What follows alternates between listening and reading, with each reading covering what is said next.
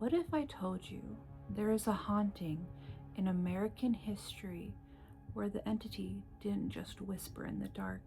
It spoke, it answered questions, it attacked people, and it claimed that it killed someone.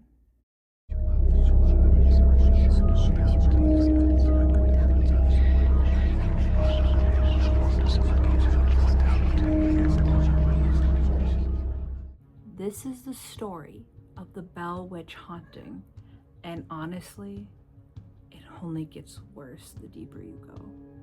We're in the early 1800s, rural Tennessee. No electricity, no internet, just farmland, isolation, and whatever's lurking in the woods when the sun goes down. The Bell family lived here, headed by John Bell, a farmer, a father, and eventually the main target of something that others could not explain. And at first, everything was normal, until it wasn't. It started small. John Bell reported seeing strange animals on his property, one being a dog, but not being quite right. Too still, too aware.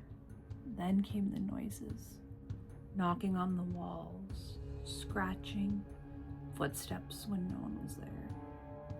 You know, the kind of stuff you ignore at first. You think, could be just the wind, maybe the house is settling. Except this house was getting louder.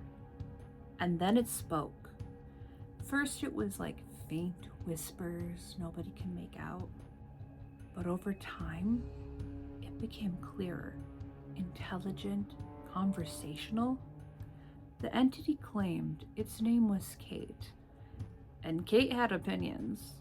It would quote scripture, sing hymns, hold full conversations, and then immediately turn around and insult people like it had a personal grudge.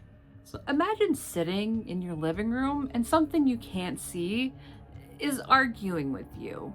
Not screaming, not growling, talking. Talking away to you. That's not just scary, that is unsettling on a whole different level. And then it got physical. The Bell family, especially Betsy Bell, reported being slapped, pinched, hair pulled, being dragged or shaken.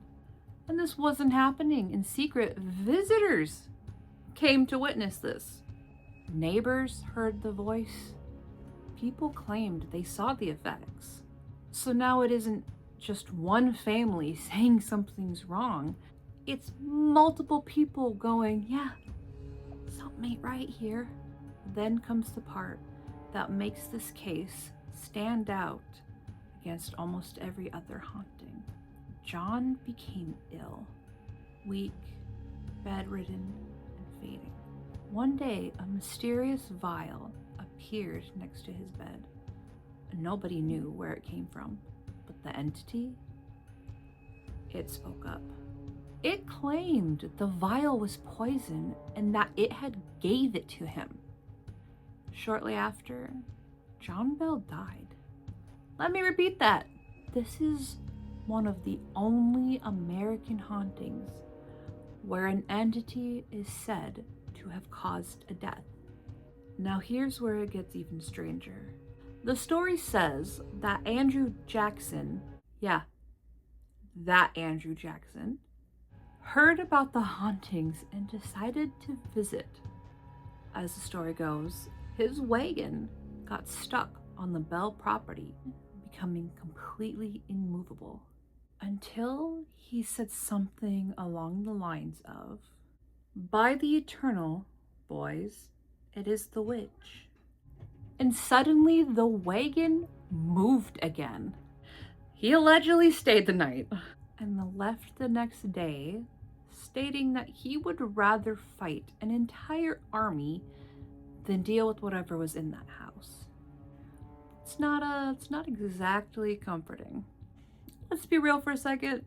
There are skeptical explanations. Some people believe that the children faked it, that it was mass hysteria, or that the story was exaggerated over time, which is pretty likely. And sure, that explains parts of it, but not all of it. Because here's the problem. Multiple witnesses reported the voice. The entity responded intelligently in conversation, and the physical attacks were witnessed by others. So either this was one of the most elaborate, long-term hoaxes in American history, or something truly unexplainable is happening. Today, the story doesn't end with the Bell family. There's a place known as the Bell Witch Cave in Tennessee, and people say whatever was there never left. Visitors report hearing voices, feeling watched, and the sudden sense of dread for no apparent reason. Paranormal investigators still go there, but some leave with more questions than answers. So what do you think? Was the Bell Witch some sort of hoax or psychological phenomena, or something that just shouldn't exist? Because personally, if something starts talking to me in the dark, I will not be sticking around to argue with it. No, no thank you. And if you want more real hauntings like this, ones that make you question what's actually out there, you know what to do. Bye. Mwah. Hola guys, it's Kat. My husband's about to interrupt. Yep.